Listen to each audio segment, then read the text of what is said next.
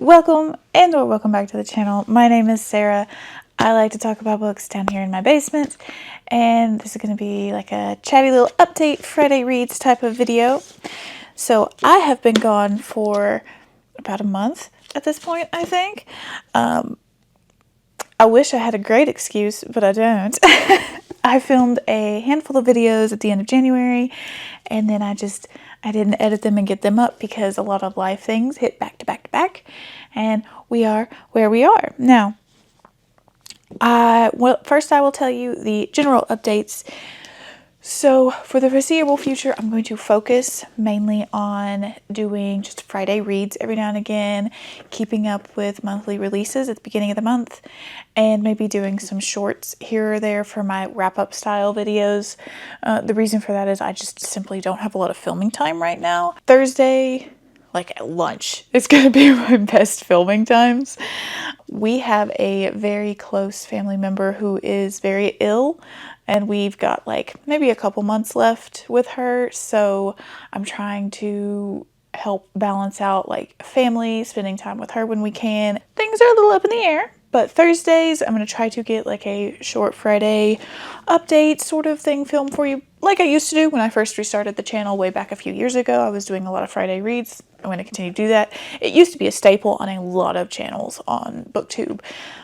For OG viewers and stuff, it's something that we've seen a lot. So that's the update. It's going to be a little loosey-goosey. I also do still almost daily post over on my Instagram. Please go over there if you want to keep up with what I'm reading all the time, because that's where stuff goes up, and my stories go up almost daily. So then you get to see my weird sense of humor and memes. But all that said, so what I have read this week, it's been a slow week. Did I bring my journal? I did. Let me talk about these two and then I'll double check and make sure I'm not forgetting something. So I finished, technically I had this as an e-arc, but I got the physical book out of the library to help give me like a kickstart.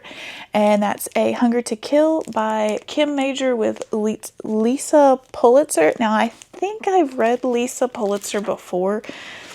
I feel like she wrote or helped write the book on the family that had a bunch of like psychopaths in it, maybe? Something Road. Can't tell you for sure, and I don't know if I'm right. But Kim Major is the detective that worked a serial killer / rapist case in, I think this was Ohio. Yes, in Ashland, Ohio. And this book, it looks kind of sizable, like it looks like a decent sized book. It's very short, and it is primarily her going through her transcripts of the interviews that she had with this gentleman, because she was the only detective that he would talk to. It's her interviews with him, and she is writing those out in a narrative form so we can understand like how the interview went the way it did, how she did the questioning the way she did. And she talks about like forensic investigating and reaching out and connecting to suspects on a level where they process things better and she can connect them better. It was just very fascinating in that way, in the way she looked at interviewing him. I gave this like a 4. I'm going to have a full written review up soon. I just finished this a couple of days ago, but this was very fun. Not very fun, very interesting. It was interesting. I did take some notes just because I really enjoy the idea of like forensic, like, what's the word I want? I just said it. Forensic interrogation and investigation on like profiling, that sort of thing. I find that fascinating, like a lot of people do. So I ended up taking notes for what it's worth. So if you like true crime, it is a very quick read and one that I do recommend because I enjoyed it. Take that with a grain of salt though, because I don't read a lot of true crime these days. And then today I had the e-arc of this, the original ebook of this, the original physical book of this, and then my husband surprised me with this edition, Sword Heart by T. Kingfisher.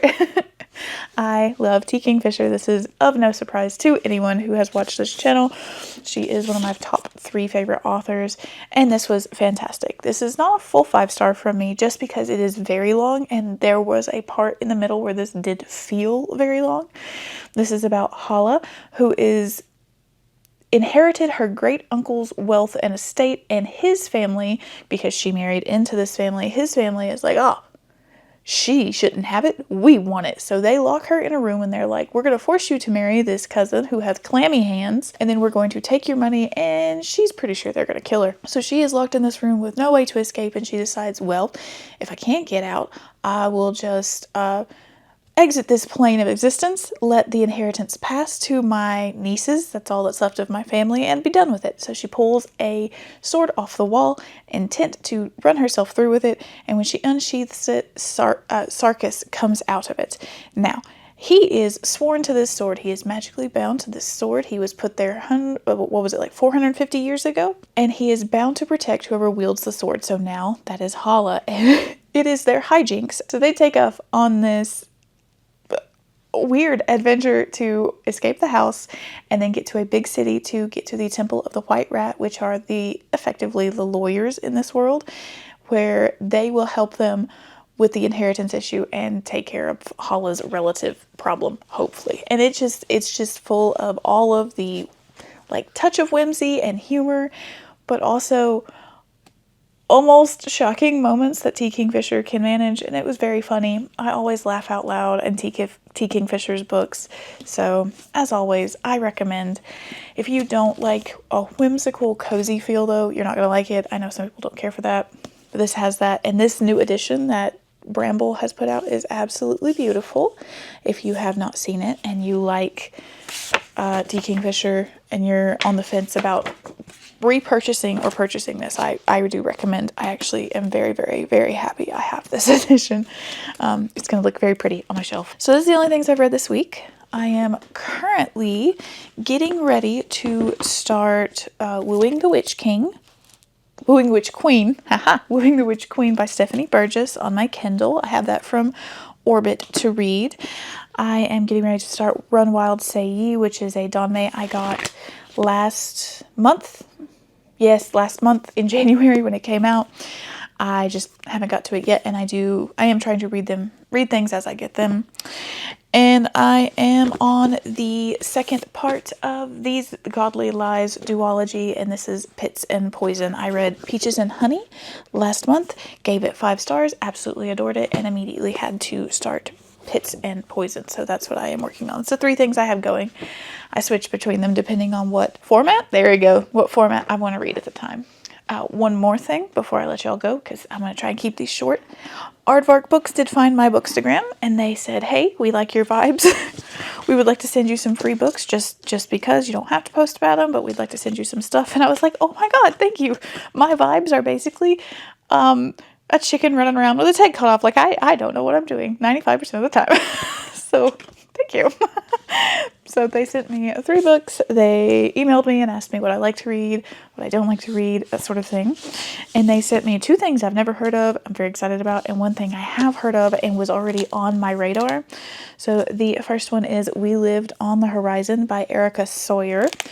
This is like a city set in a walled-in area called Bulwark. It is a walled city built to protect and preserve the people who managed to survive a series of cataclysms.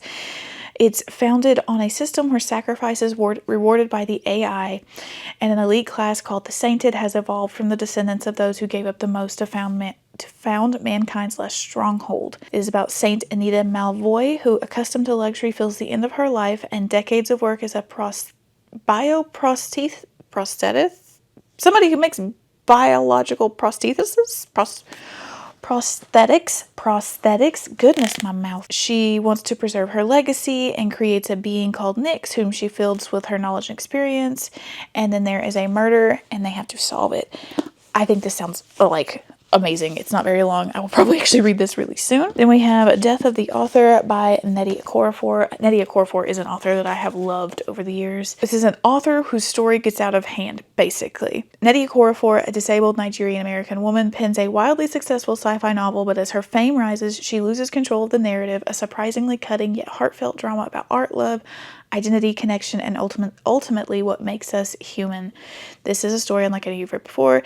This is basically about Zelu, who writes a story, and it gets out of hand. So I really love Nnedi's work. She does great science fiction and fantasy. If you haven't tried her, there's a lot of short stuff you can try from her, but I'm going to get to that soon. And finally, they sent Flirting with Disaster by Naina Kumar. It's been years since Mina separated from her husband Nikhil, years since they first laid eyes on each other, years since they spontaneously wed, and she felt true happiness. Now a high-powered lawyer on Capitol Hill, and ready to move on. She returns to Texas to obtain a divorce. She doesn't account for, however, a hurricane forming in the Gulf, veering toward them and giving them no choice but to hunker down in the home they built together. So they get trapped together. It's like a second chance romance. I love second chance romances. They're one of my favorites I have found recently. So hooray. So thank you to Aardvark for sending me some books. I have a code. They sent me a code that's currently active. I think it's chill, all caps, and you get your first box for $4. I'll put it down below in the description too, so you know about it. But I was sitting in a nursing home on a bed while my husband talked to our relative, and the email came through. It was a spot of brightness in my day, in a somewhat dreary day. I also have some used books. None of them are of any super note. I took like 2 big bags of books to the used bookstore and got a few used books, most of which I have already read, so I'm not going to show you. I just wanted them for my shelves. I will show you though. Let me get it. I got this for $5. This is $5. This is a signed edition.